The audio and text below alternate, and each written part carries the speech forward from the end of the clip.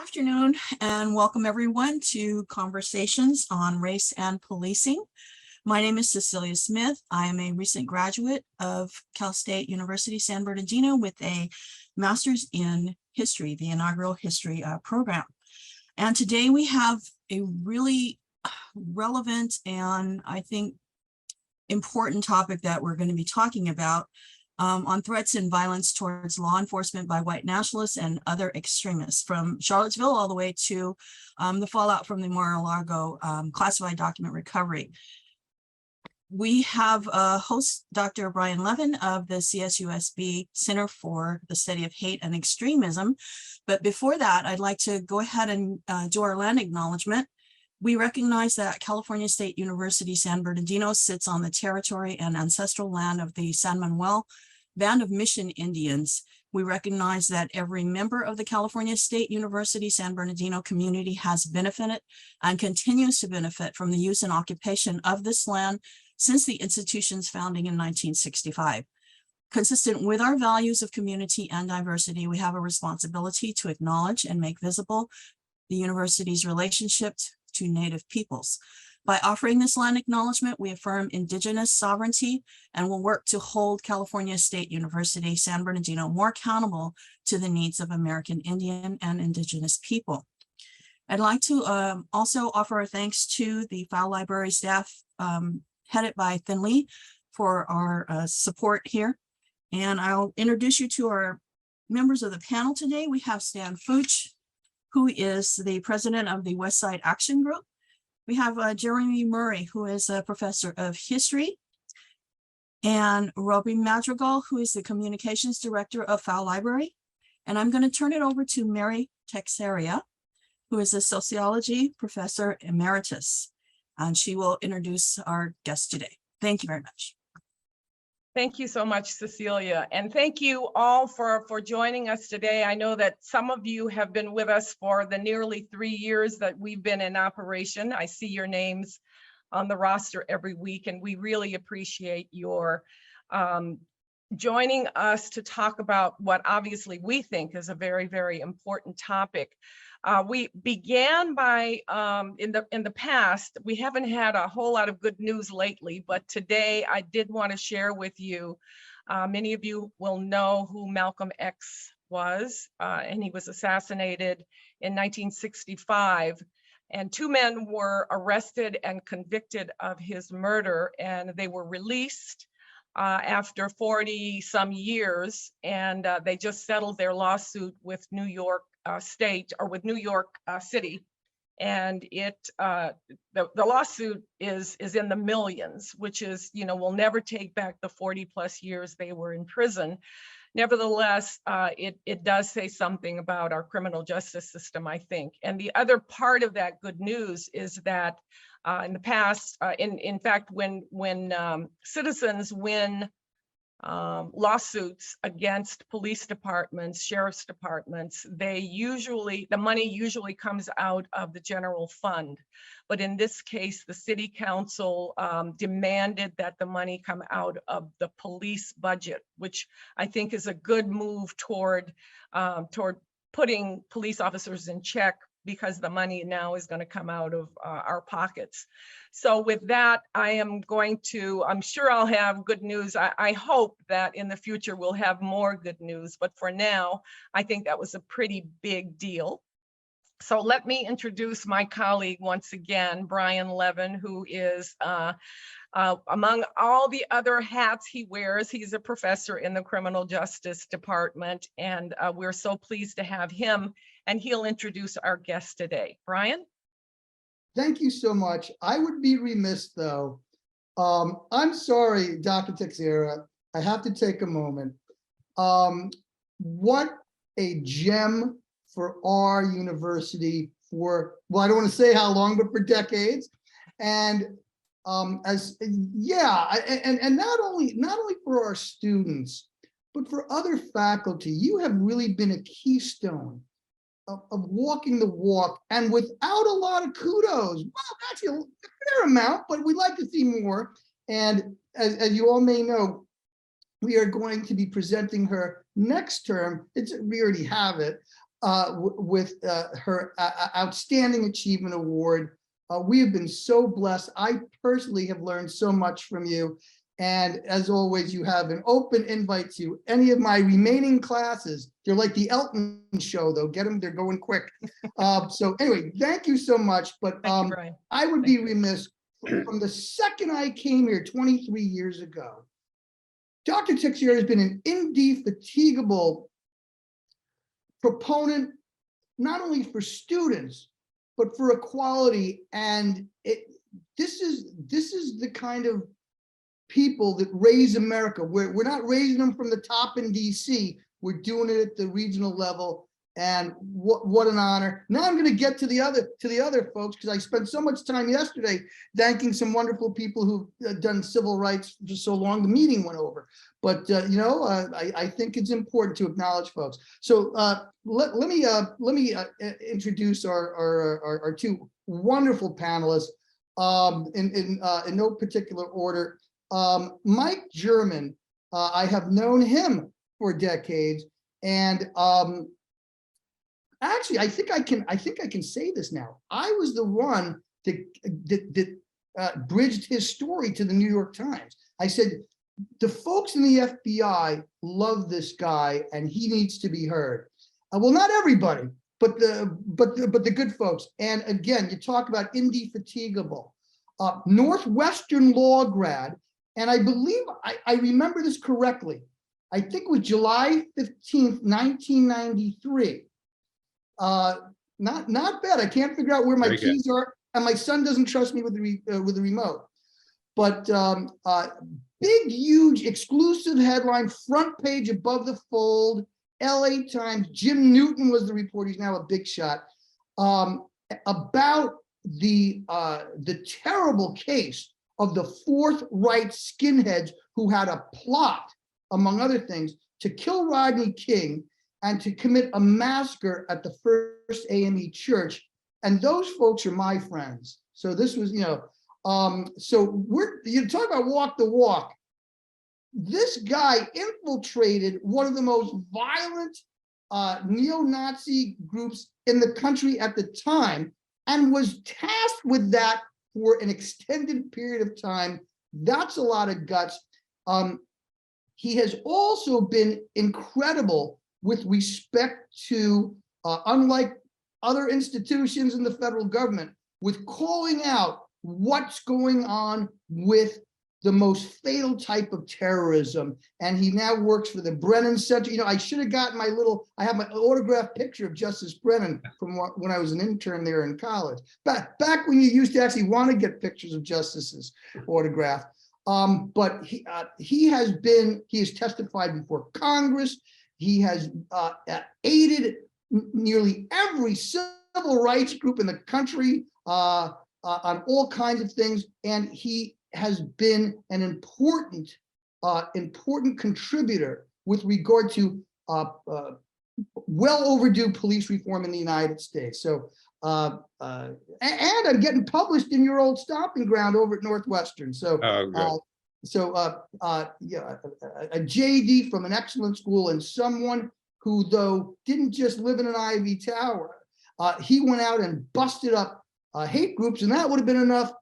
But since then, he has been one of the finest policy analysts that we have, and I frequently cite him. Let me go to someone else who's very special. Arie has a seminal book, American Zealots, right? Want to make sure I get, at my age, I'm losing my keys and stuff. I want to make sure I'm not like, correct. I want to make sure I'm not plugging the latest rock movie, but American Zealots, a very well received, thoroughly researched book. But Arie's got a lot more. He's got a PhD over from Haifa, and he has been involved with the countering terrorism program at West Point. So we can't list them all. Okay, go look them up. He's a very impressive. He's the most impressive guy, along with Mike, who doesn't wear a tie that I know.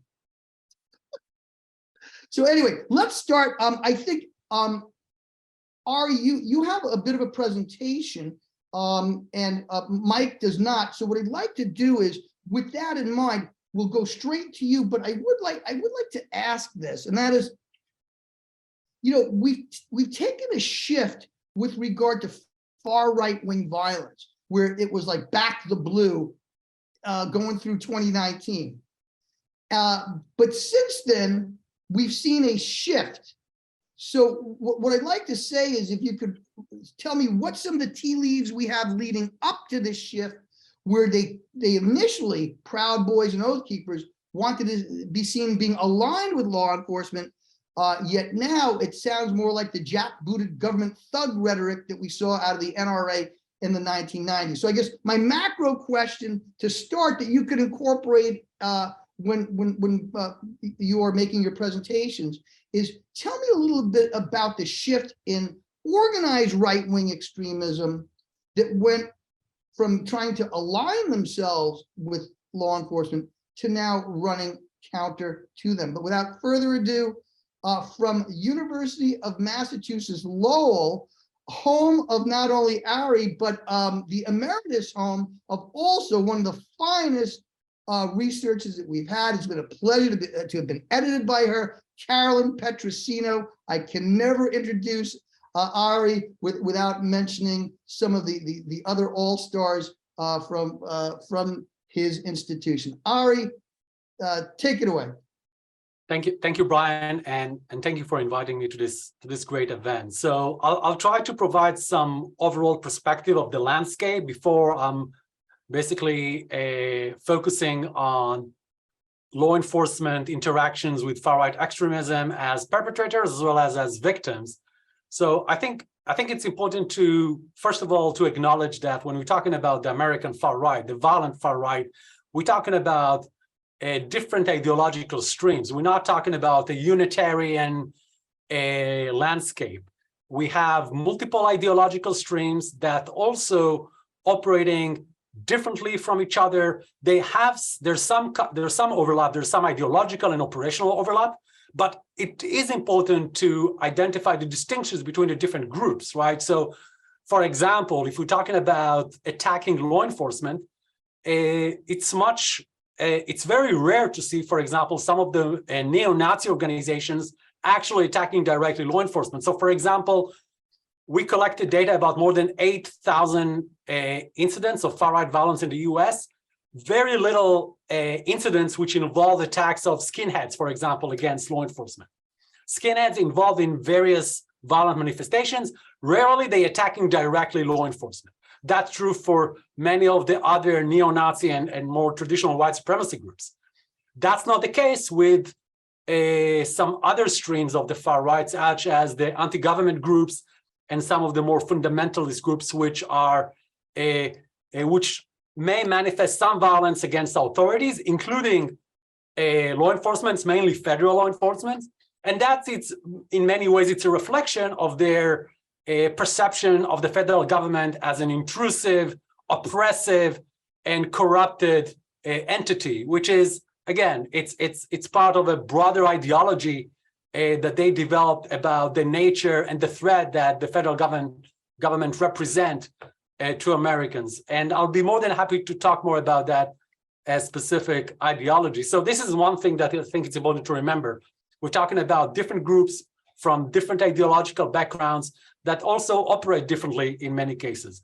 I would say that in the last 4, 5, 6 years, we do see some instances in which those groups collaborate.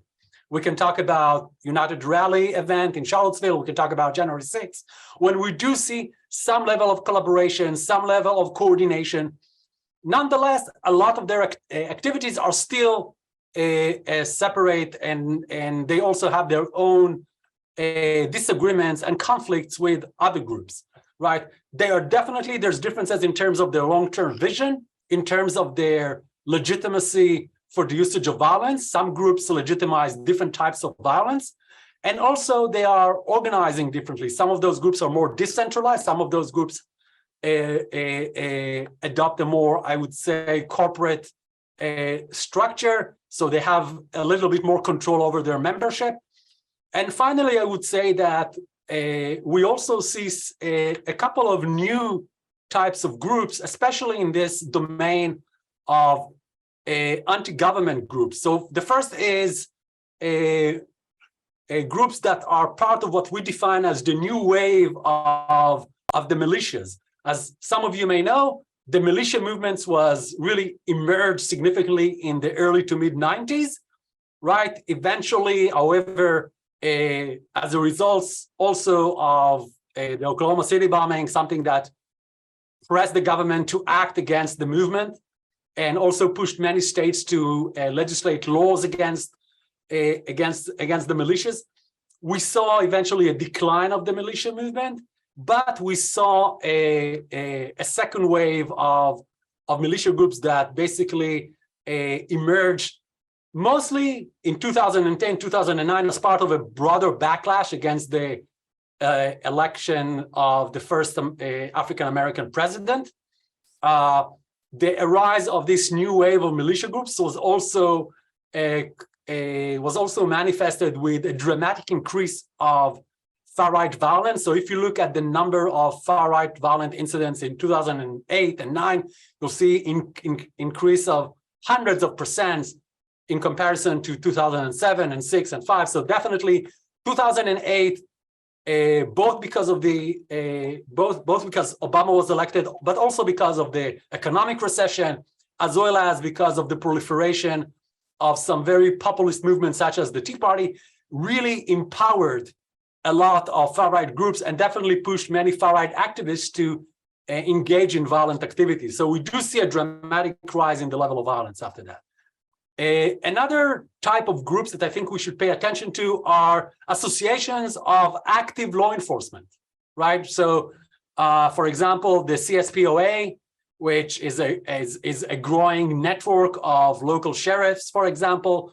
And what is concerning about those associations is that they adopted a lot of the language and the rhetoric and the sentiments of the anti-government groups, of the militia groups, to the point where they are encouraging their members, for example, to challenge and to counter federal law enforcement or federal legislation. And in many ways, they're really challenging the authority and the federal government as a source of authority.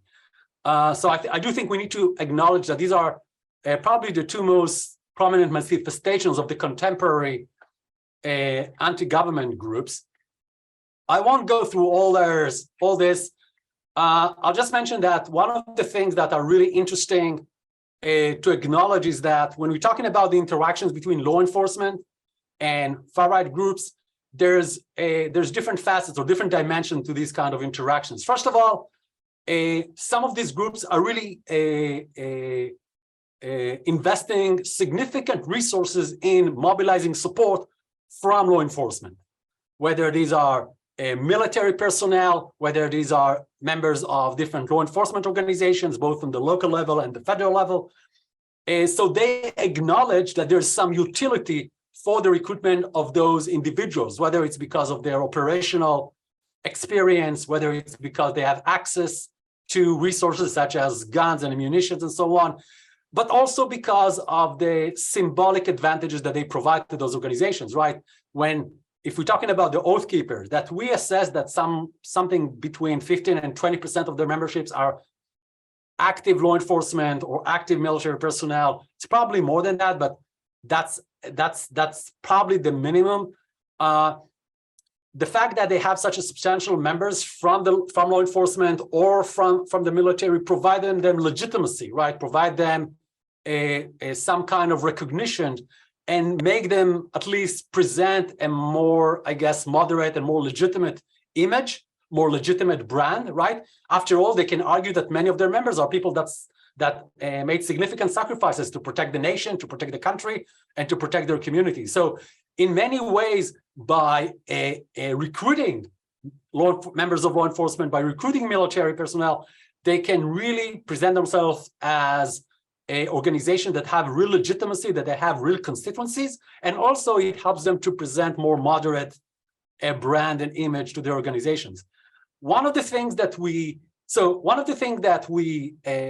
struggle to identify is what are the specific characteristics of those law enforcement that join these organizations, right?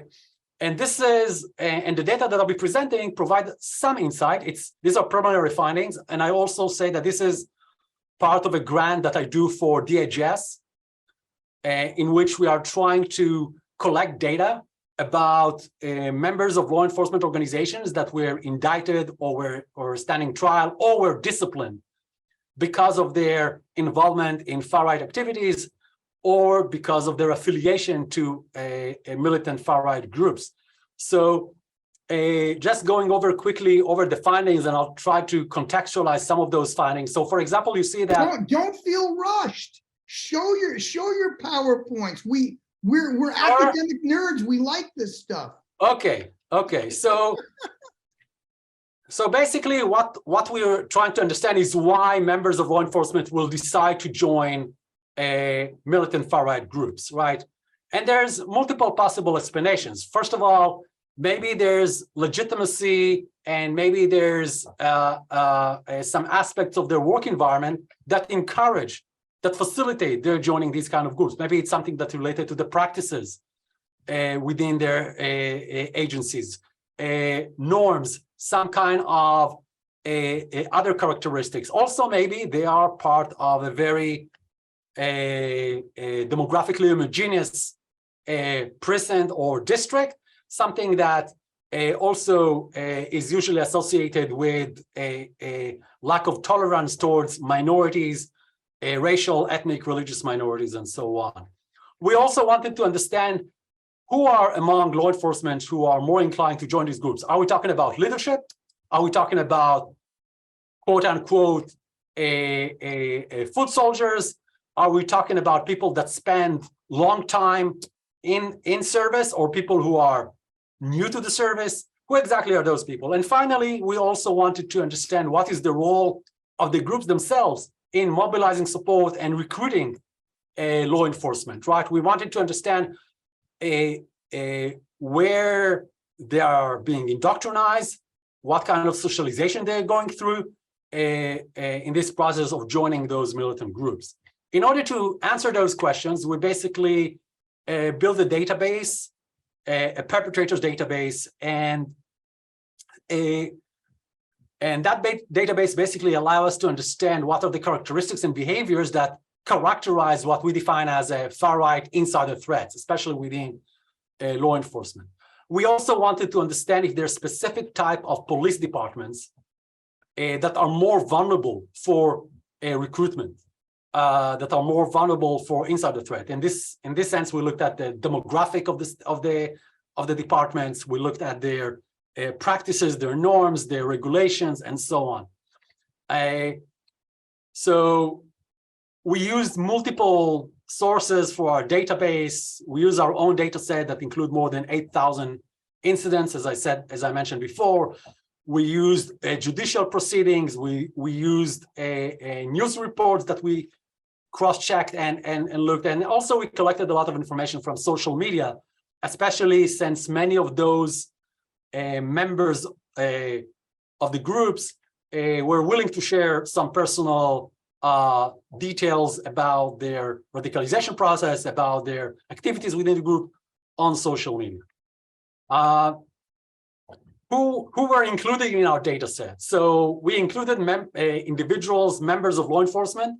Most of them are active members of law enforcement that are clearly affiliated to the group. That means that they are actually declared their affiliation to a specific known militant far-right group, or that they were indicted, or they were disciplined, or they were sacked, fired because of their involvement in far-right activities. So we didn't, in this sense, we didn't look at people that were just members. I know that the ADL and some other organizations throwing out numbers about membership, but membership doesn't say a lot. So for example, the Oath Keepers, yes, there's a lot of people who joined the Oath Keepers during their service, but that's it. They were never really involved in any kind of activities. They were never really engaged in any kind of activities with the organization. They just joined because it was the norm within their unit, I still remember once I presented some of my finding about domestic extremism to a Northcom commander, General Jacoby, and his assistant was actually an Oath Keeper member. And he told me I joined in because that's part of the camaraderie within our unit. So I do think it's important to remember that a lot of those so-called members are people that were not active for years within the organization. So that's not a good indication if we're trying to assess how many members of the military or law enforcement are actually active within those organizations. We need to look at those who actually engage in actual activities within those organizations. So now I'll move to the data. So as you can see, actually most of the police officers are actually coming from urban areas. And anyone who is familiar with the trends of far-right violence and hate crimes more generally in the US will not be surprised. Most of the violence, most hate crimes, and most far-right violence is actually occurring in progressive states. It's actually occurring in urban areas, mostly in the suburbs, but definitely most of the violence is not occurring in what we usually perceive as red areas. And there's multiple reasons for that. I won't get into that too much. I'll just say that the front lines of our political conflict in this country, or the political polarizations, is not in Alabama, is not in Mississippi. It's actually in many of the so-called blue state or progressive states where we have blue hubs. These are the cities, the metropolitan areas, and all the rest is basically red, right?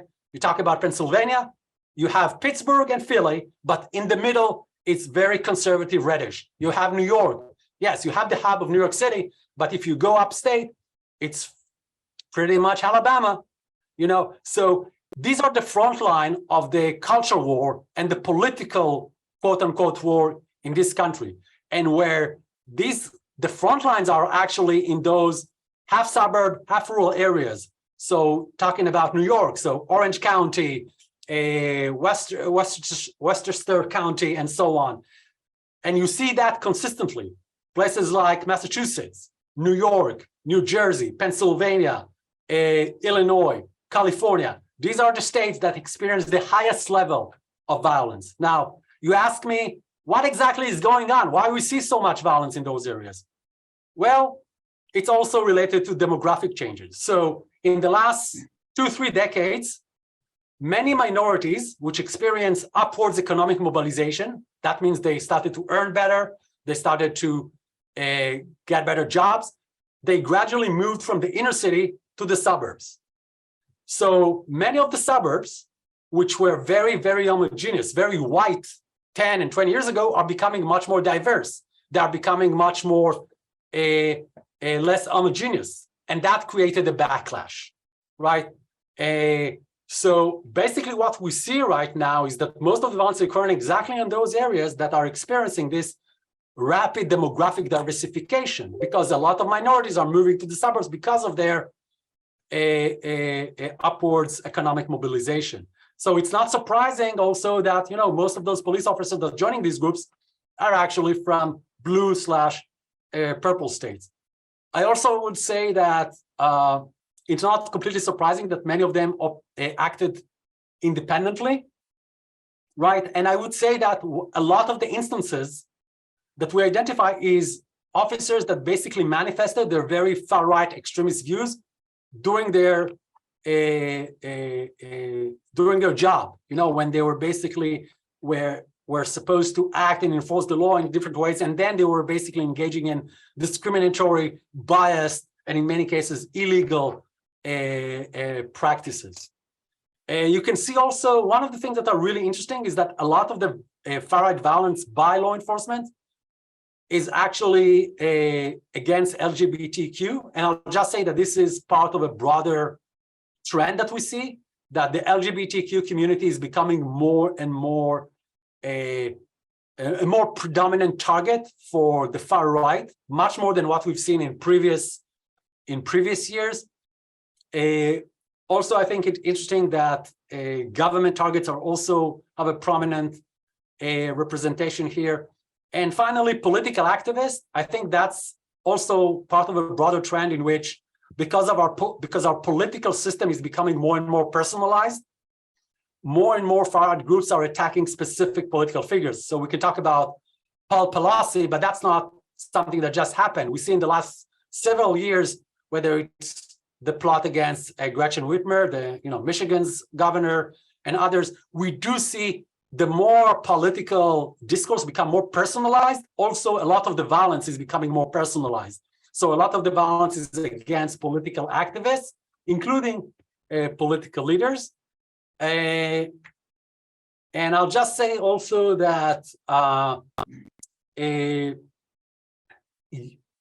despite our expectation that most of those officers that are involved in these groups will be fairly young, that's not really the case. They're not fully new, but they're not the most senior people. You see, the average time of service when they acted was 11. One out of 5 of those officers had some kind of a disciplinary history, which is, again, not surprising. I'll just say also that when we're talking about we're talking about attacks against law enforcement, I think it's really important to understand that from their perspective, in terms of their ideological narrative, they go through a process of delegitimizing law enforcement as part of a broader, intrusive, corrupted entity that in their eyes was hijacked by forces that are not really American, that do not really represent the American way of life, the American ethos, and so on. And through that, they legitimize violence against law enforcement. For them, attacks against those law enforcement, especially federal law enforcement, is basically resistance against cabals of elites that really are trying to undermine, in their eyes, American values, the American way of life, and trying to change American culture. So in their eyes, it's more an act of self-defense, defending what they believe is true America. So this is I was very fantastic. quick. I'm more than happy to answer questions. Yeah, no, thank you. And I'm going to shoot right over to Mike. Lot to digest, but I'm glad we did, because you do some fantastic research and it seems to be borne out. Riverside County Sheriff was a former member of the Oath Keepers, yet gave them a full-throated defense even after these folks were charged. So People's Exhibit A is right here in Southern California. Let me jump to another one of my favorite folks. He knows it. When do I get to take you out to eat again? It's been too long. Okay, so sorry, Brian, I don't mean to interrupt, but we might add the Sheriff of Los Angeles County too. I don't know what organizations he's belonged to, but he certainly is acting like he's part of it. Well, he's got his own, but what I'm saying, Riverside was actually in the Oath Keepers, but oh my gosh, there's been some excellent, and thank you for bringing that up. There's been some excellent award-winning journalism coming not only out of the LA Times, but from some local folks who cover the LA Sheriff's Office. Boy, that's a whole ball of wax. In fact, we will have, her name is Cerise. I can't remember her last name. She just won an award. Yeah, we're going to have her in February on this in this space. Like, I tell you, this is why we love Mary. I mean, you know, when we need the best, she gets the best. It's great. And she is the best. Mike, again, just let me remind the folks here, decades-long service to this country, broke up one of the most violent neo-Nazi groups. I'd love to hear how you felt then, because that's a lot of guts. But has also worked with a variety of progressive entities, most recently, and for some time, the Brennan Center. So if you could put this into perspective, and again, you know, this is not an abstraction. We just saw a Massachusetts police officer get fired because he was one of the major participants in the Unite the Right rally in Charlottesville. Right. And we're finding all the time examples, the Plain View Project, of extremism within various ranks. So, Mike, you've been a pioneer in this. Tell us where you think we are. This is a national security threat, having extremist cops.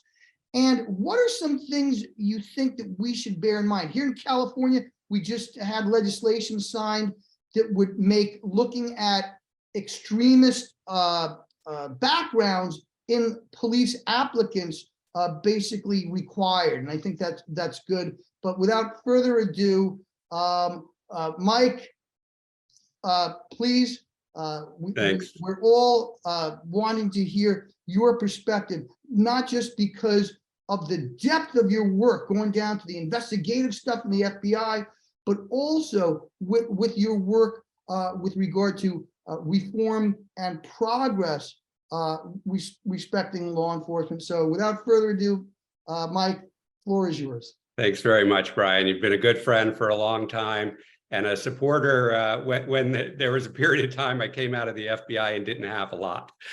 So I really. But you know what? Hold on. The rank and file folks Absolutely loved you, and they still do. And also, just real quick, if you could also touch upon whether or not you think we need a domestic terror law, because Colin Clark says we do, right. And we can use the preparatory stuff. So there's so many things. Floor is yours. My Great. dear friend and hero, Mike German. Thanks very much. And thanks to Arie that the struggle in trying to collect data, I know is quite arduous because the federal government doesn't keep accurate data. In fact, they just put out a report in response to a requirement of the National Defense Authorization Act of 2020 that required them to just provide the data around domestic terrorism incidents. And they acknowledged again for the second time in 2 years that they don't collect domestic terrorism incident data. So the fact that the government in their primary program, this is their number one priority, they don't even collect the data, I think highlights how this problem is obscured in many ways. And it takes researchers like Arie, David Newert, a journalist who tries to put some of that information together, advocacy groups like the Anti-Defamation League and the Southern Poverty Law Center, where Brian previously worked, try to put that data together, but it's difficult. And part of that is because we tend to look at white supremacy as a form of extremism, a form of political extremism, when really, and this is something I learned, not from schooling, but well, I guess it was schooling. It was schooling that white supremacist groups gave me when they recruited me as an undercover agent, unbeknownst to them, to join them. White supremacy was a foundational part of the creation of our country. And that white supremacist foundation was built into the law, right? It was de jure and de facto white supremacy, and law enforcement in its original creations was actively enforcing white supremacy. And that occurred not just up till the end of the Civil War, but far past, through Jim Crow laws, through black codes that were far broader than just the Jim Crow South. There are sundown towns all across the countries where people of color are not allowed to be there past sundown, and those laws or codes or practices were enforced by law enforcement, right? It was the sheriff's car that came up as somebody was walking into town to take them to the other side of town so they wouldn't be in town during once the sun went down. So, I think it's important for us to look at this problem not as extremist groups somehow wiggling their way into law enforcement, but rather this is a whole of society problem, right? And yes, it infects law enforcement, it affects the military, and those are critical problems because we give those people guns and a lot of authority to take away our liberty and even take away our lives. So we have to be very careful in who we give that authority. But it affects all government and social institutions, right? If you look at corporate boards across the United States, they're predominantly white and predominantly male. If you look at Congress, predominantly white and predominantly male. And if you look at law enforcement, certainly federal law enforcement, but also generally across state and local law enforcement, predominantly white and predominantly male. These aren't accidents, right? This is part of the continuation of the structural racism that exists in our society. And it has an impact on the data because how we characterize this violence changes, right? If a white supremacist kills somebody, the FBI might declare that an act of domestic terrorism. And then that's the FBI's top priority. And they pour a lot of resources and usually do a broad investigation trying to seek out any associates that might have been involved in the crime. But they might just as easily, if the target of that killing, which it often is somebody from a protected class, might consider that a hate crime. And if they consider that a hate crime, it drops down to the 5th priority. And not only that, the Justice Department still maintains a policy that hate crimes are deferred for state and local enforcement, even though we know state and local police are often reticent to investigate hate crimes. So we know from federal reporting, it's gotten worse as they've changed the system most recently, but in the first part of this century, the first 2 decades of this century, only about 10 to 15% of police agencies acknowledge in federal reporting that hate crimes occur within their jurisdiction. And that can infect the analysis, right? That we're looking at an incomplete data set, and where communities care about hate crime enforcement. New York City, for example, that has a hate crimes unit within the police department, you're going to have a higher number of hate crimes reported. That doesn't mean necessarily there's a higher number of hate crimes occurring. Maybe the same number or more are happening in South Carolina, but South Carolina doesn't even have a hate crime statute. So there's no way they could investigate that crime as a hate crime. Similarly, this is most critical, I think, when we talk about white supremacists and racism and far-right militancy in law enforcement, is that we very rarely consider racist police violence as white supremacist violence, right? And we mentioned there was a reference to the LA Sheriff's Department. When I was working in Los Angeles, there was, as the saying goes, Google LASD gangs. This gang problem within the Los Angeles Sheriff's Department has been a persistent problem. And in the 1990s, there was a group called the Linwood Vikings, which a federal judge said was a white supremacist violent white supremacist organization operating within the LA Sheriff's Department. But I'm not aware that any of the violence that the Linwood Vikings meted out on the community, which they complained of regularly.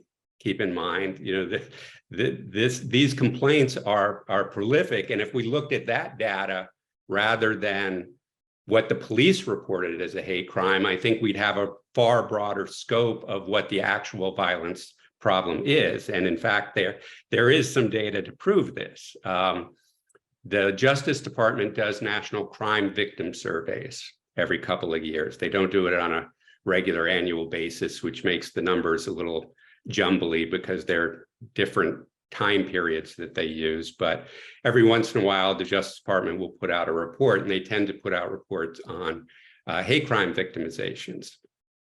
And roughly 230,000 hate crimes occur according to victim reports. In other words, this is how the victim interprets the crime against them. So you have that number, 230,000. And, you could expect that what law enforcement would find would be smaller. Sometimes maybe that person's perception for the reason why they were attacked doesn't mesh with some of the evidence. Maybe there is some reason to believe that, but not enough evidence to support it. But the Justice Department has 5 federal hate crime statutes. Their survey says there are 230,000 violent hate crimes a year, and they prosecute roughly 25 defendants a year. You've heard that correctly. 25 defendants a year. It's recently, they have recently incrementally brought it up. I think it's about 40 a year in recent years, but still averages a very small number. And it's because they have this policy of deferring to state and locals, even though they know that state and locals don't do this work. And there's good reasons. I wrote a report called Fighting Far-Right Violence and Hate Crimes that goes into some of the reasons why state and local police are not the best ones to investigate hate crimes, and how the Justice Department can change their policy. So, I appreciate the effort that Arie is making, trying to put some data together to pull this together. But, Brian mentioned that Woburn, Massachusetts police officer was fired for being associated with the groups that organized the Unite the Right protest in Charlottesville. But a Chicago police officer was not fired, even though it came out that he had been associated with the Proud Boys in the region, and actually, according to the Inspector General, provided false statements in the investigation, and yet was not fired. And I think that kind of fits with what Arie mentioned about the finding an oath keeper within the military, and everybody just saying "aw shucks" about it, where by the Bundyville Ranch, and part of it is hard. I mean, some of these groups, and part of what's hard, and I think what Arie was talking about, that not putting so much emphasis on membership. I mean, the fact that so many membership applications from law enforcement officers were discovered among the Oath Keeper leaks is shocking to me. I mean, as a law enforcement officer, you're reading other people's emails all the time, right? Because you've done a search warrant, that that's a vulnerability. So you have to be really, the very low-hanging fruit for a law enforcement officer to willingly submit an application to join a gang, that is engaging in illegal activity. But certainly by the Bundyville Ranch incident, where people associated with militia groups, and particularly the Oath Keepers, were pointing rifles at federal law enforcement officers, somebody should have realized that this is a threat to our fellow law enforcement officers. And that was one thing that, when I was asked to go undercover, we were doing it on a joint terrorism task force. So it was federal, state, local law enforcement involved, and everyone working on the case was kind of brought together. And they said, look, we know there's sympathy for white supremacy in law enforcement. So even when you're just at your police department, be very careful about how you're talking about this operation, because it could taint the investigation and could get our undercover agent hurt, right? It wasn't as if everybody said, oh, no, not my department. My department doesn't do that. Everyone acknowledged that was true. And since then, of course, we've seen FBI reports come out to the public that reiterate this. So, it's a problem that the FBI recognizes, but they don't have a policy for how to protect the public from white supremacist police officers.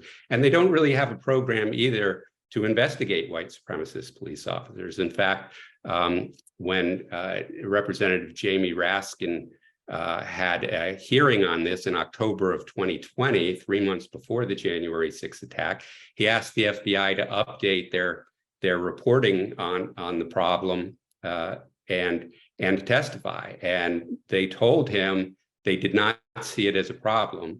They disavowed the previous intelligence that had reached public attention, and said that we're not going to testify because we don't see it as a problem.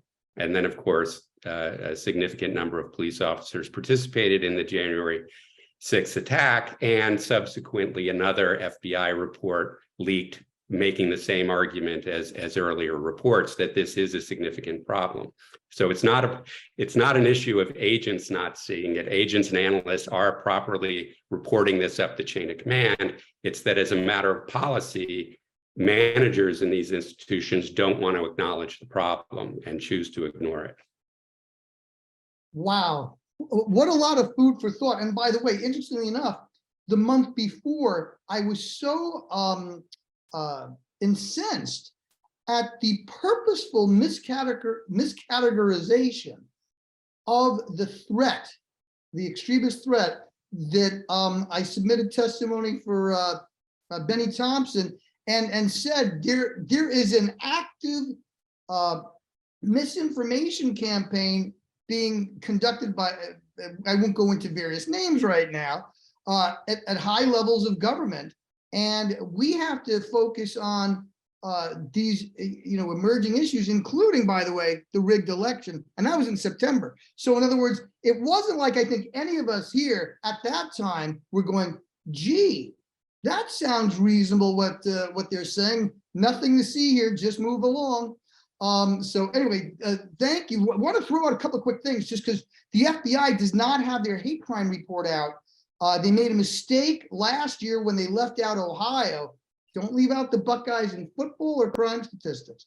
Anyway, it turned out we had 8,263 hate crimes, and we're still seeing that number miscategorized as a lower number, because when the FBI came out, they left out almost 600 cases, which made it a 13% increase, not a 7% increase, and the most hate crimes since 2001. And our latest report, which I kind of linked in before, for 2021, showed in 19 states, 9 states, including Texas, for instance, hit records. We didn't, but we had like almost about a 32% increase, very large. And it looks like, so 9 states had records out of the 19 in DC, and a 21% increase. In the larger cities where you do have these units, we saw the highest number since 1995. We saw a record for anti-Asian, a 59% increase in anti-Semitic. And here are groups that were all 40% or over: Muslim, Latino, LGBTQ. I'm leaving out transgender because they were counted separately. This year, we don't know how it's going to roll. California cities going into the fall were slightly down, but who was up? Anti-Semitic, anti-transgender. But interestingly, 2020, listen to this, at the time that we saw these right-wing groups gelling, at first we saw it with anti-Asian and then the Liberate movement on April 17th, and then we saw the civil guards and stuff gel online.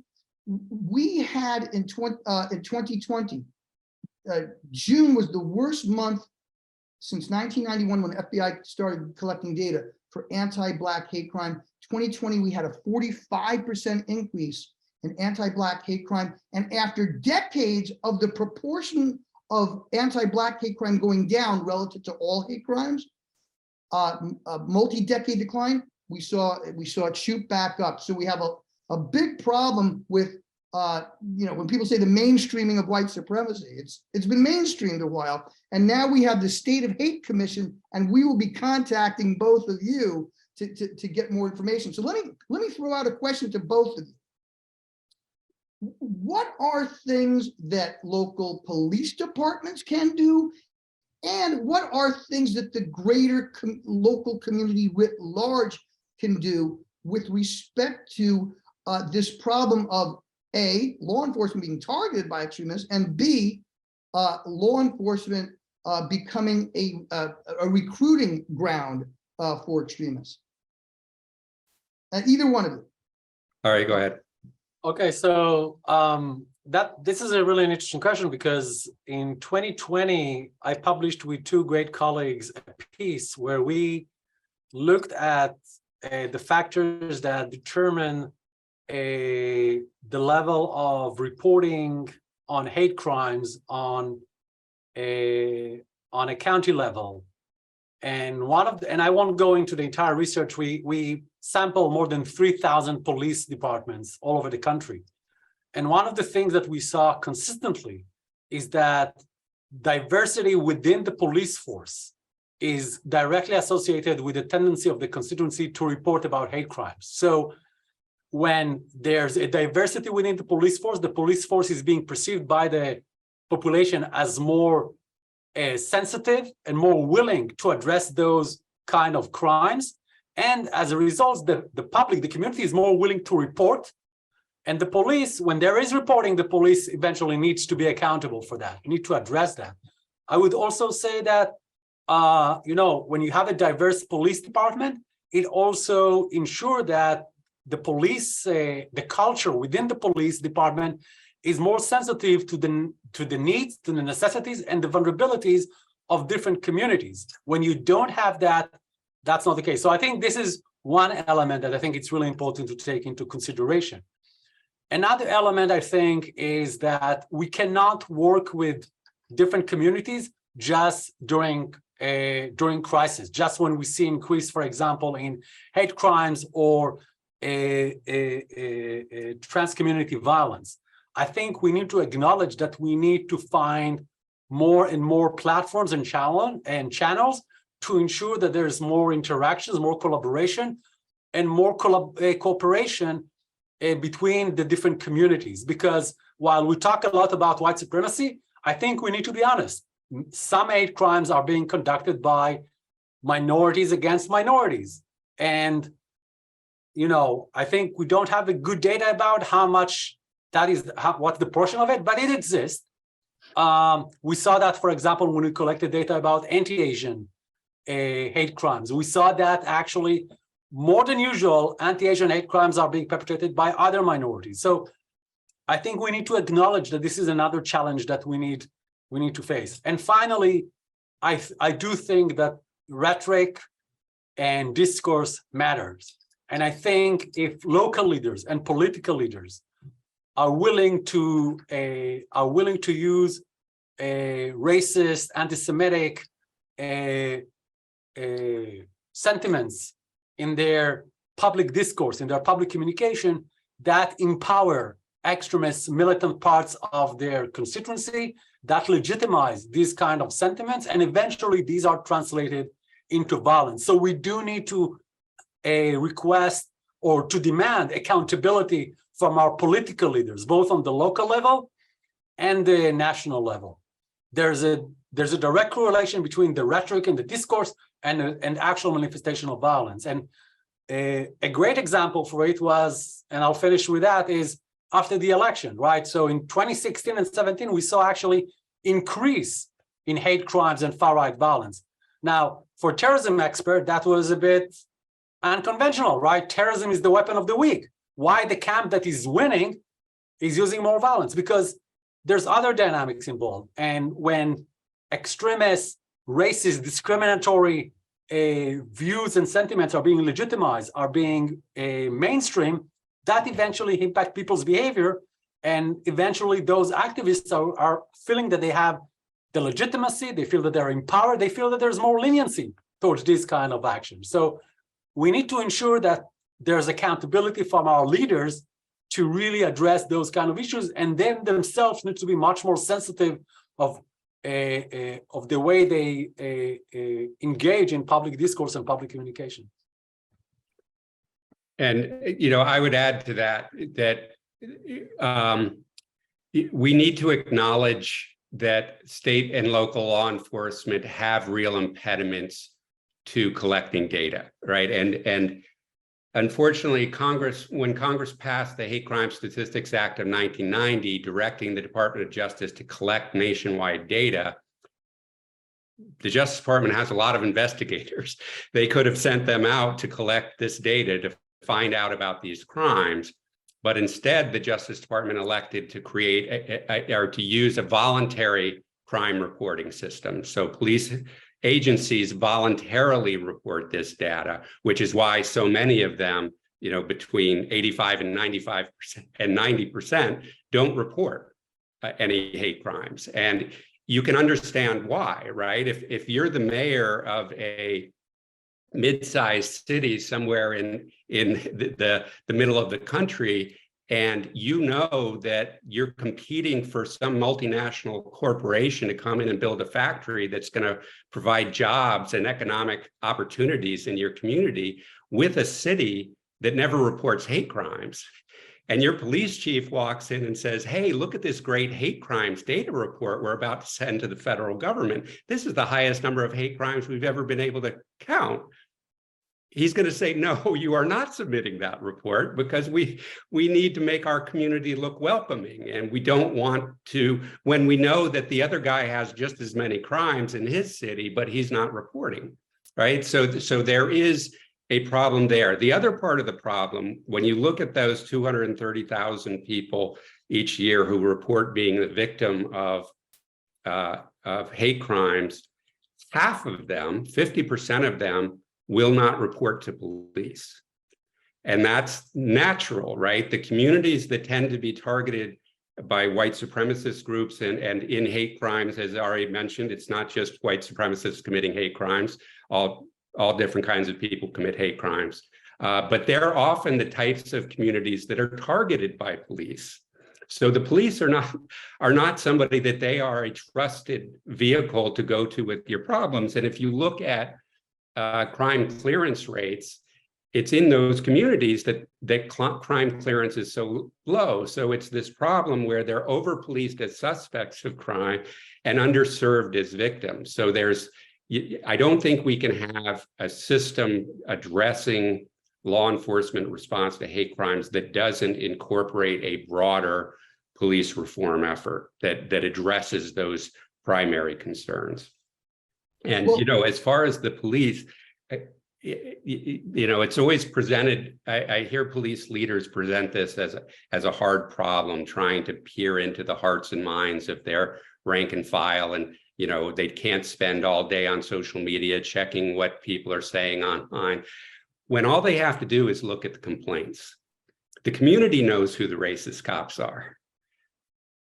And even your police officers know who the racist cops are, right? So often when we see some scandal because a photograph of a police officer at a Klan rally or otherwise associated with one of these groups comes out, what we find is the police department knew about this for a long time and didn't do anything about it. And, often what they say is, well, we weren't aware of any particular misconduct. We don't know what his association with the Klan was when he was photographed there. They have all these kinds of excuses, but somehow once the public is involved, they all of a sudden find the authority to address the problem.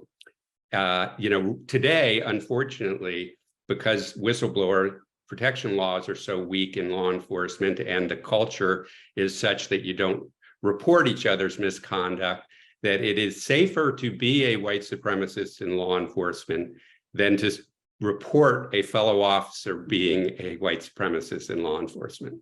And the chances of that damaging your career, of the reporting damaging your career, are far greater than the chances of the police department taking action absent some public scandal.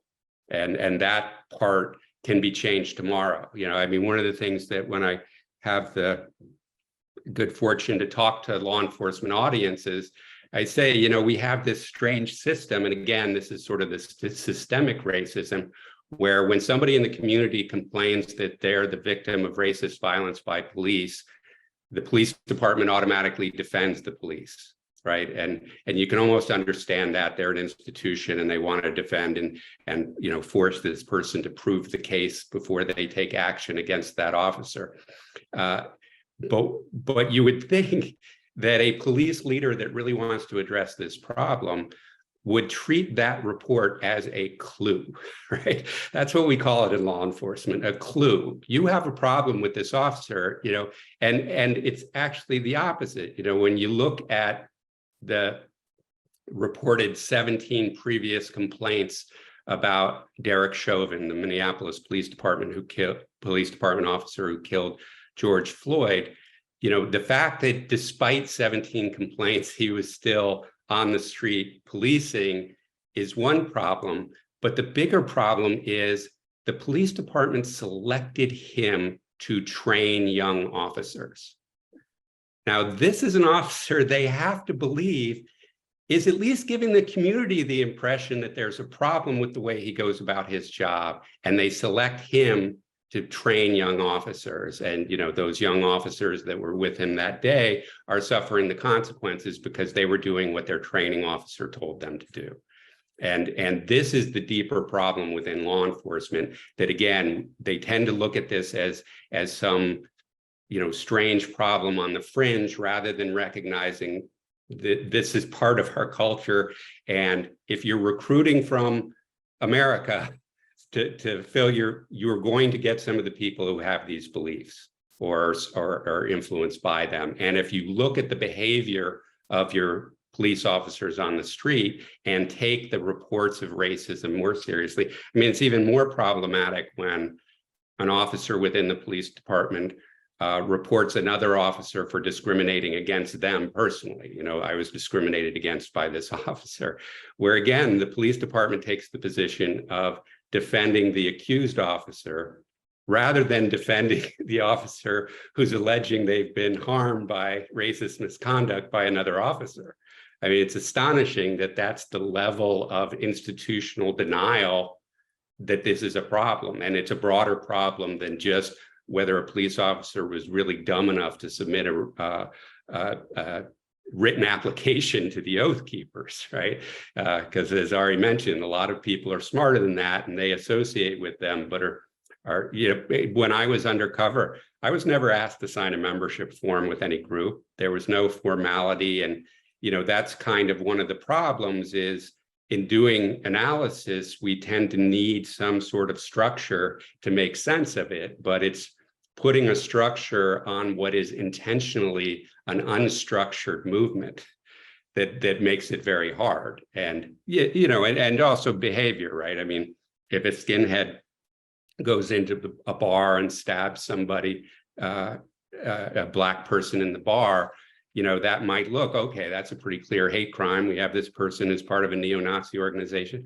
But then when you do the investigation, you find out, oh, you know, there was actually his old girlfriend is now dating that person. And, you know, there was a wallet missing somehow in the ruckus and somebody spilled a beer at the wrong, you know, and it becomes very hard to say what type of crime that was exactly. So, you know, as I said, I commend people like Arie who try to collect as much data as they can to try to start making sense of it. But we have to recognize that there's so much of the data that we don't have access to. You know, another area, and I'll just end here, is the prisons. You know, if a white supremacist murders somebody and they're convicted of that murder, they go into the prison where they might commit more murders and more attacks on law enforcement that don't get counted in any of this data. That's all Department of Corrections issues. And if they come out of prison and start committing murders, they're often not considered hate crimes or domestic terrorism. Those are gang crimes because they're part of a prison gang. So even though this person's behavior never changed, the way our system categorizes it does in a way that tends to minimize that violence rather than bring light to the broader scope of the problem. Wow, we're going to go lightning round here because we have some questions. Just real briefly, FBI 2020, 52% of anti-Asian known perpetrators were white, but it varies by city. In LA, very evenly distributed. In New York, not so much.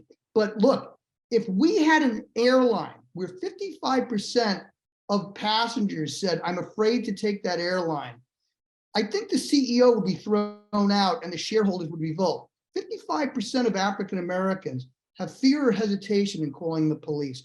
But look, I don't want to go into that. I taught my best class last Friday of the year because Danny Duari guest lectured, and we have a question from him. So Danny, let's go straight to you.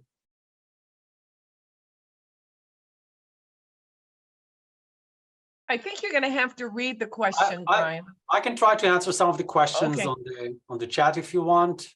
You want to read the one from Danny? I think it's the 6th question or 5th question. If you scroll down. Yeah, I see those questions. I think that it talks about some operational aspects. I'll just say that I think it's very easy to emphasize the role of foreign powers in the proliferation of radical information or radical rhetoric on social media. I just want to say that nativism and racism and discrimination and white supremacy and anti-Semitism were prominent elements of American society way before we had social media. So I'm not saying that this doesn't have a role, but I do think that sometimes we overcredit what social media does. I think social media definitely has a significant role in radicalization processes this year's in the way they organize, in the way they share information and so on. I'm less convinced about the role of foreign powers. The other question, I think it's about a recruiting of criminals to infiltrate Muslim groups. I'm not sure if I fully follow that, but I do want to address actually a couple of questions before by Deborah Logan, I think. In terms of the LGBTQ community, why we see increased targeting of LGBTQ, I think one of the reasons is that they are becoming just more successful in terms of promoting their civil rights, human rights, and as a social group that is becoming more prominent, that is more effective in promoting their civic rights, they are becoming, of course, a bigger target for many of those groups. Also, I would say that for many of them, LGBTQ symbolize the cultural war that we see, the changes in cultural norms, cultural practices, the changes in many of the way we discuss gender and related issues. So we can understand why many militant conservative or far-right groups are becoming more and more hostile towards LGBTQ and utilize more, more animosity when they discuss their issues. The second issue that I'll just say, and I'll be very quick, it's about data collection. I'll just say that as someone who was part of the federal government for 6 years and did a lot of work for the federal government, and someone who's now doing a lot of work for the federal government, but as an outsider through the various grants, I do work for NIJ, for DOD, for DHS.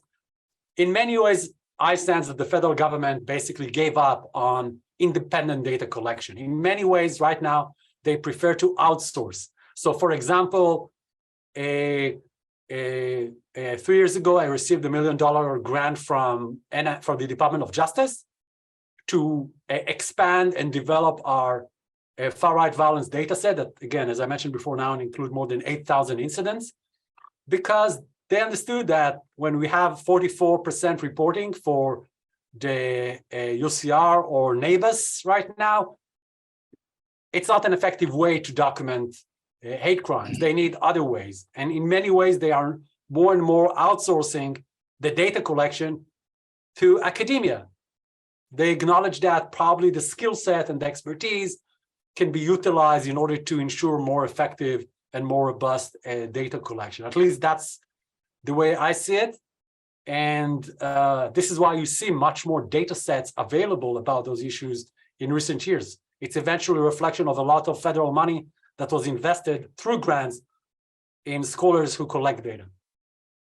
Just real quick over to Mike, because I think Danny was referencing the Monteith case in Orange County, where kind of an unhinged guy with a record was sent into local mosques to collect intel, and that case totally cratered because he was unreliable. You're someone who did undercover. How can we make sure this civil liberties violation doesn't happen again? That's a really good point. And the methodology of undercover changed after 9/11. And I talk about that a lot in my book, Disrupt, Discredit, and Divide, How the New FBI Damages Democracy, where particularly targeting Muslims in terrorism cases, they became, the informant or undercover agent became much more of a provocateur. Typically in those cases, the individual targeted isn't part of a terrorist group. Rather, the government agents are pretending to be terrorists, recruiting that person to commit a crime, often paying them money, often giving them other benefits. And unfortunately, that tactic has bled over into more traditional undercover cases, like in domestic terrorism, where if we saw a lot of the criticism of the Michigan militia case where the government alleged they were attempting to kidnap the governor, at least one jury thought this was a creation of the government agents, not a creation of undercover agents. So I think that is a problem, and there needs to be some adjustment to how entrapment works. People think entrapment stops any kind of trickery. It doesn't. It's a very narrow defense and a dangerous one because you're admitting to the conduct. You're just saying the government induced you to do it. So that is significantly a problem. I mean, with the numbers on the LGBTQ, we also have to remember that they only became a protected class recently. So attacks against this community in the 1980s and 90s, and even the police violence against these communities was pretty prolific. So I don't think they feel necessarily it's a much more dangerous situation than it was before. It's now they have a legal vehicle to make a report. But even that, when you talk to the groups that advocate on behalf of that community, they usually set up hate crime reporting mechanisms, just like the Asian community has, just like ADL does with the Jewish community and other. And those numbers are far higher than anything that the police report, always. So, again, it's that, what we're going to count as real data, whether it's a victim survey, whether it's a report to a community advocacy organization, or whether we're only going to rely on police reporting and, acknowledging that we only get a fraction of those too, I think is part of the problem. As far as quickly just the foreign influence, it sort of again goes to how normalized white supremacy is. When we mention those cases where it's a Muslim subject who's being targeted in a terrorism sting, often that's an American person who's never left the United States, right? And yet, because they're Muslim, the FBI characterizes them as an international terrorist.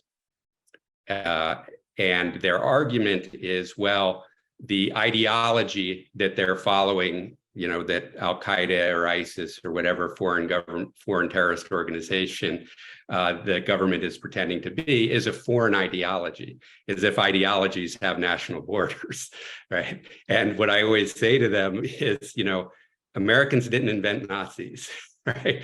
That arguably is a foreign ideology as well. And white supremacists don't recognize these national borders as impediments to their operations. And in fact, we had a case just in the last couple of years where a Canadian military official came into the United States to plan a terrorist act and was prosecuted as a domestic terrorist, a US domestic terrorist, even though he was Canadian and had crossed an international border to do it. Unfortunately, these categories we've created don't reflect reality. And that wouldn't, the FBI is a hierarchical organization. It needs to have categories in order to divide its resources properly. But when you imagine a world that doesn't exist in that kind of structure, is that structure, you're going to be misled more than you're going to be informed. Wow. Well, we have gone over, but if I could just exercise some leisure domain with my friends at the home office in San Bernardino, I'd just like to give both our guests 30 seconds to a minute just to wrap things up. From our side, just real briefly, we did a report in 2018. We saw horrible stuff, racist stuff coming out of Russia. There were 3,517 divisive Facebook ads. that were done by the Internet Research Agency, and we put them together. They lagged the rise in hate crimes by a month. I'm not saying they caused the rise, but they were smart enough in figuring out, how to do this. We're now seeing transnational from as far away as Pakistan and the Nordic countries, you name it. The group that we had a threat incident with is actually the leader of it is in Russia.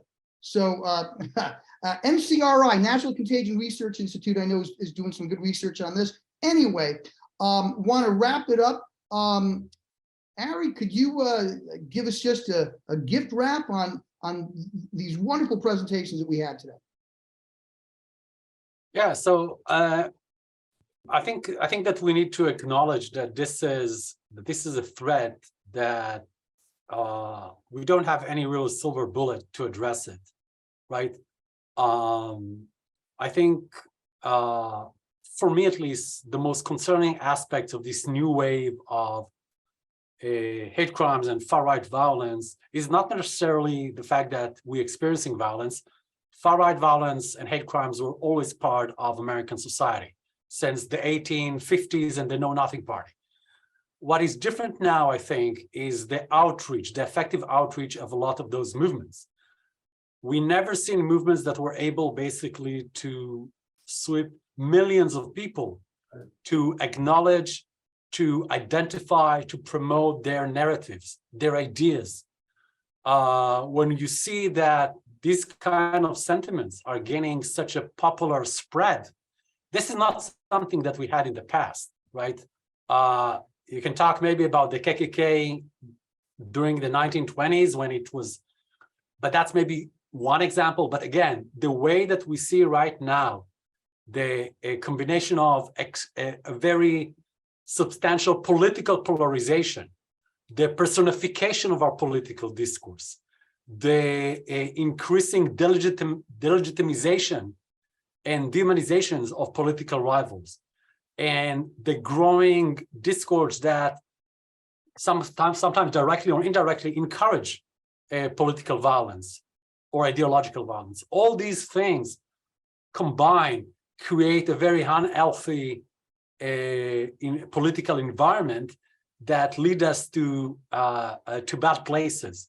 And I think we need to acknowledge that in terms of the scale, this is a really concern and something that we haven't seen probably in the past in these levels.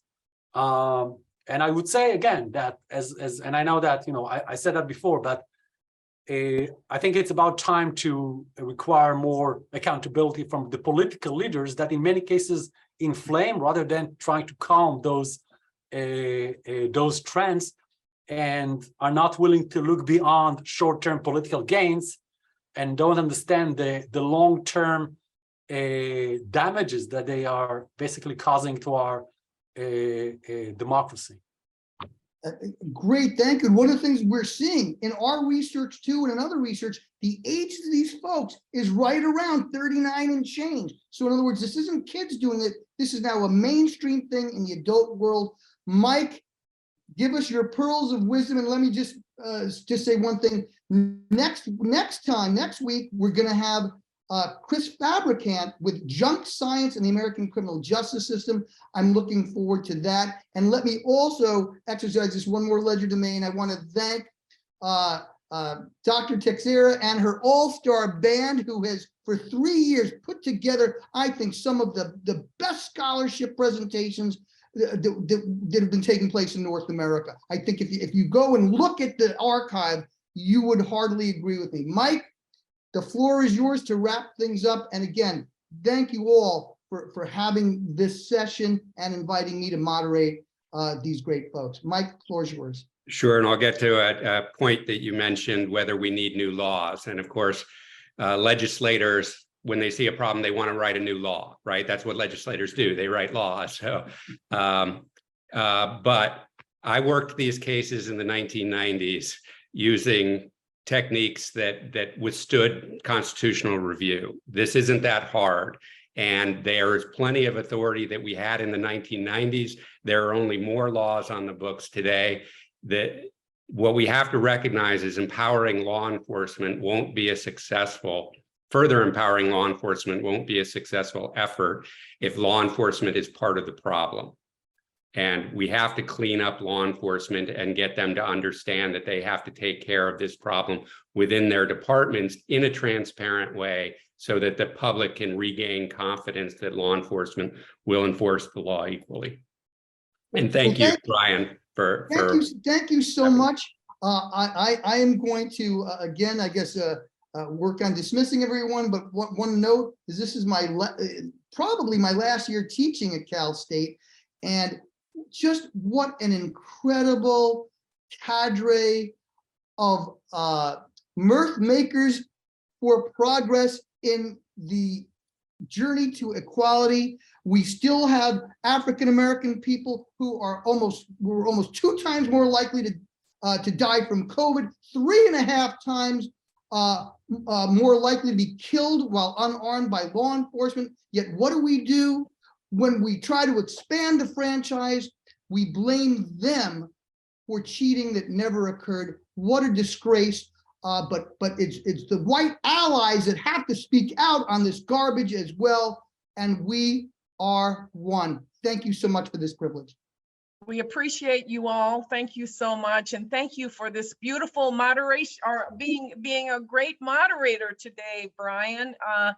You have exceeded our expectations.